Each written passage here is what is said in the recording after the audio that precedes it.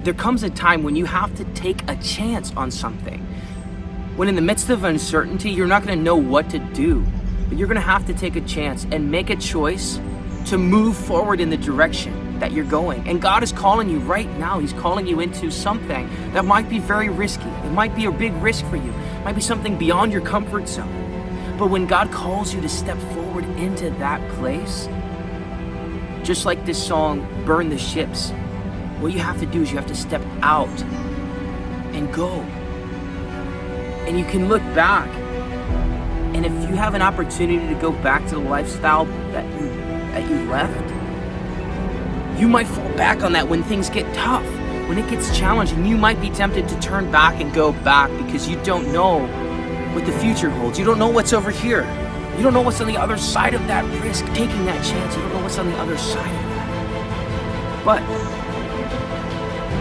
if you go somewhere and God's calling you into a season of promise, what you need to do is you need to go forward with full intentionality, that no turning back.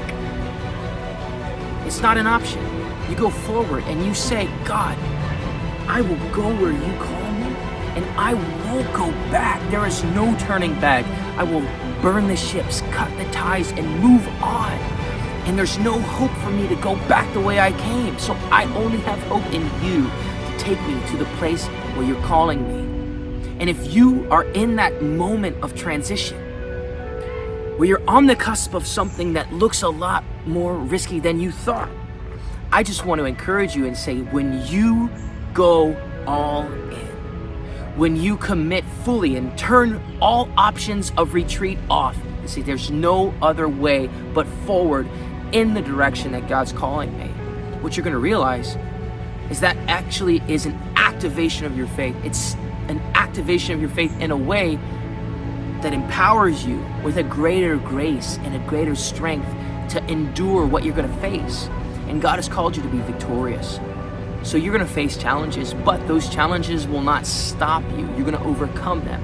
And the way that you become more than an overcomer is by facing obstacles, by facing opposition, and learning how to overcome it, learning how to find victory in the midst of those conflicts.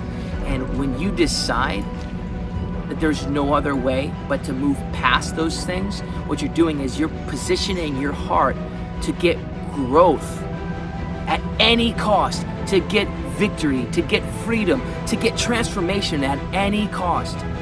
And that is the first sign that you are a new creation. When you have no hope of going back the way you came, but you live in a different way altogether, that is what's going to set you apart. That's going to be the fire that burns inside of you that is unquenchable. I want you to be unstoppable. I want you to experience life of victory, of overcoming, and I want you to experience a life of strength and a life of confidence. And if you have made your mind up that there's no turning back, I promise you, you'll find victory if you don't quit. If you don't surrender and go back the way you came, you have no choice but to find victory. And if you don't give up, you'll find it eventually. You might not know all the answers at first. Struggle through it. Fail in the forward direction. There's going to be failure and there's going to be opposition. There's going to be things that aren't easy. But when you position yourself at all costs to move in that direction, what you're going to realize, it feels good to fail. It feels good to try new things. It actually feels good because you know that you're growing. And if you're growing, eventually you're going to be able to overstep that boundary as if it was nothing.